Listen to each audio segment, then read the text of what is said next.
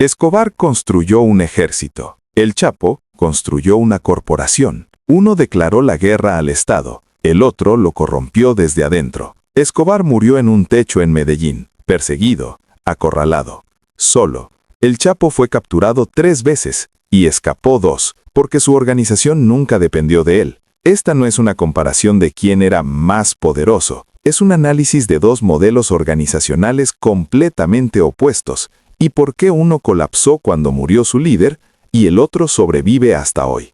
Empecemos con lo que ambos tenían en común. Control territorial masivo. Años 80. Pablo Escobar controla el 80% del mercado de cocaína hacia Estados Unidos. El cartel de Medellín mueve 15 toneladas por día. Su fortuna personal alcanza $30.000 millones. Controla Medellín. La policía, los jueces, los políticos. Tiene un ejército privado de sicarios. Ofrece plata o plomo, dinero o muerte. No hay tercera opción. Años 2000-2010. Joaquín El Chapo Guzmán lidera el cartel de Sinaloa. Controla el 50% del tráfico de drogas hacia Estados Unidos. La organización mueve entre 10 a 15.000 millones de dólares anuales. Pero aquí está la diferencia fundamental. Escobar era el cartel. El Chapo era parte de una organización que existía antes de él y continuaría después. Estructura organizacional. Esta es la clave. El cartel de Medellín era una jerarquía vertical. Pablo en la cima, sus socios inmediatos, luego jefes de plaza, luego sicarios. Todo el poder fluía desde arriba. Si matabas a Pablo, el cartel colapsaba, porque nadie más podía tomar decisiones, nadie más tenía las conexiones, nadie más tenía el control. El cartel de Sinaloa era una federación descentralizada. No era una pirámide, era una red. Células semi-independientes, cada una con su propia logística, sus propias rutas, sus propios mercados. El Chapo era el coordinador, el mediador, no el dictador. Cuando lo capturaron en 2014, el cartel siguió operando. Ismael, el Mayo Zambada, tomó control. Las rutas siguieron funcionando, los envíos continuaron. Esto no es accidente, es diseño intencional. Ahora hablemos de tácticas, porque aquí es donde sus filosofías divergen completamente. Escobar usaba violencia como herramienta política, asesinó candidatos presidenciales, voló un avión comercial con 107 personas, puso bombas en edificios públicos. ¿Por qué? Para forzar al gobierno colombiano a prohibir extradición a Estados Unidos. Y funcionó. En 1991, Colombia prohibió la extradición. Escobar se entregó a una cárcel que él mismo construyó, la Catedral, con cancha de fútbol, discoteca, vista panorámica. Pero cometió un error. Mató a 2 de sus socios dentro de la catedral. El gobierno intentó trasladarlo. Escobar escapó. Y entonces comenzó la cacería que lo mataría. El Chapo usaba violencia solo cuando era necesario. Pero su verdadera arma era la corrupción sistemática. Sobornaba policías, militares, jueces, alcaldes, gobernadores. No mataba políticos. Los compraba. Era más barato, más efectivo, menos atención mediática. Cuando fue capturado en 1993, sobornó guardias de prisión. Escapó en 2001 escondido en un carrito de lavandería. Primera fuga. Capturado en 2014. Construyó un túnel de 1.5 kilómetros desde su celda hasta una casa, con rieles, con ventilación, con motocicleta adaptada. Segunda fuga, 2015. Esto requiere coordinación masiva. Ingenieros, trabajadores, sobornos a docenas de guardias, logística de meses, y nadie dijo nada, porque todos estaban en la nómina. Si te parece interesante este análisis criminológico, no olvides suscribirte. Ahora viene la pregunta táctica. ¿Quién ganaría en confrontación directa? Y la respuesta depende del escenario. Escenario 1. Guerra abierta. Confrontación violenta. Colombia, años 90. Escobar gana. Sin duda. En los 90, Escobar tenía un ejército privado. Los sicarios de Medellín. Niños de 14 años dispuestos a morir por dinero. Francotiradores entrenados.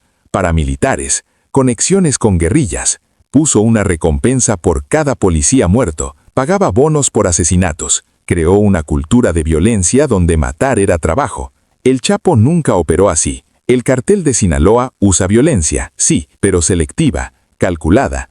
No guerra total, En México de los 2000, declarar guerra total al Estado significa movilización militar masiva, helicópteros, Marines, DEA. Escobar lo hizo, y perdió. El Chapo nunca cometió ese error. Pero hay un escenario 2, y aquí cambia todo. Escenario 2.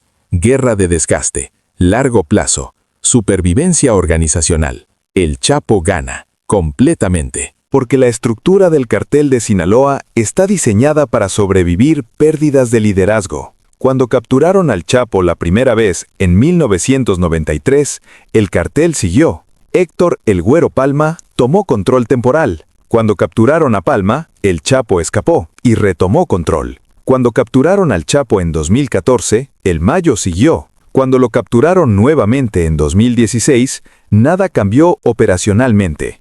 El cartel de Medellín no tenía esa capacidad. Cuando perseguían a Pablo, la organización entraba en pánico. Cuando mataron a Pablo en 1993, el cartel colapsó en semanas. Sus lugartenientes fueron capturados, sus rutas desmanteladas, sus conexiones perdidas. ¿Por qué? Porque todo dependía de una persona. Entonces, aquí está el análisis real. No es sobre quién era más poderoso, es sobre qué modelo organizacional era más resiliente. Modelo Escobar, dictadura criminal, control total, decisiones centralizadas, violencia como herramienta principal. Ventajas: decisiones rápidas, control absoluto, terror efectivo. Desventajas: punto único de fallo.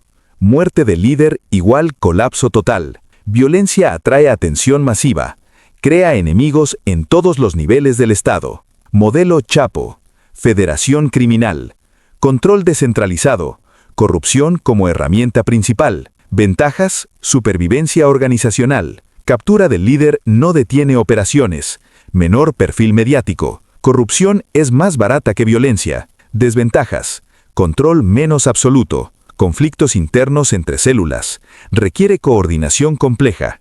Ahora comparemos sus mayores errores estratégicos. Error de Escobar: declarar guerra al Estado colombiano. En 1989, Escobar ordenó el asesinato de Luis Carlos Galán, candidato presidencial. Fue el momento que lo destruiría. Galán era popular. Su muerte enfureció a Colombia. El nuevo presidente, César Gaviria, dedicó recursos masivos a capturar a Escobar. Crearon el bloque de búsqueda, 600 agentes dedicados solo a Pablo, apoyo de DEA, apoyo de CIA, tecnología de rastreo satelital. Y entonces llegaron los Pepes, perseguidos por Pablo Escobar, un grupo paramilitar que mataba a asociados de Pablo, su familia, sus abogados, sus contadores. Escobar tenía enemigos en todos lados: gobierno, paramilitares, carteles rivales, víctimas, y no podía comprarlos a todos, porque había matado a demasiados. Murió el 2 de diciembre de 1993, en un techo en Medellín, solo, perseguido, acorralado. Tenía 44 años. Error del Chapo: hacerse demasiado público. En 2015, después de su segunda fuga, el actor Sean Penn lo entrevistó en La Sierra. La entrevista se publicó en Rolling Stone. Fue un error monumental. Atrajo atención mediática masiva, presión política. El gobierno mexicano no podía ignorarlo. En enero 2016, capturado nuevamente. Esta vez extraditado a Estados Unidos, algo que había evitado durante 25 años. Pero el cartel de Sinaloa siguió operando, porque no dependía de él. Entonces, ¿quién era mejor estratega? Depende de cómo defines éxito. Si defines éxito como control absoluto y poder personal, Escobar. En su pico, Pablo Escobar era más rico, más temido, más poderoso individualmente que el Chapo. Forbes lo listó como el 7º hombre más rico del mundo. Construyó zoológicos privados, estadios de fútbol, barrios enteros para los pobres. Era un Robin Hood para algunos, un monstruo para otros. Si defines éxito como supervivencia organizacional, el Chapo. El cartel de Medellín murió con Pablo. El cartel de Sinaloa sobrevive hasta hoy, más de 30 años después de su fundación. Pero aquí está la verdad más oscura. Ambos perdieron. Escobar murió en un techo, solo, traicionado. El Chapo está en ADX Florence, Colorado, prisión de máxima seguridad, 23 horas al día en aislamiento, el resto de su vida. Sus organizaciones causaron cientos miles de muertes, destruyeron comunidades, corrompieron instituciones, alimentaron adicciones que destruyeron millones de vidas. ¿Y qué lograron? Escobar, muerto a los 44. Su familia vive escondida con identidades falsas. Su hijo escribió un libro pidiendo perdón por los crímenes de su padre. El Chapo, cadena perpetua más 30 años.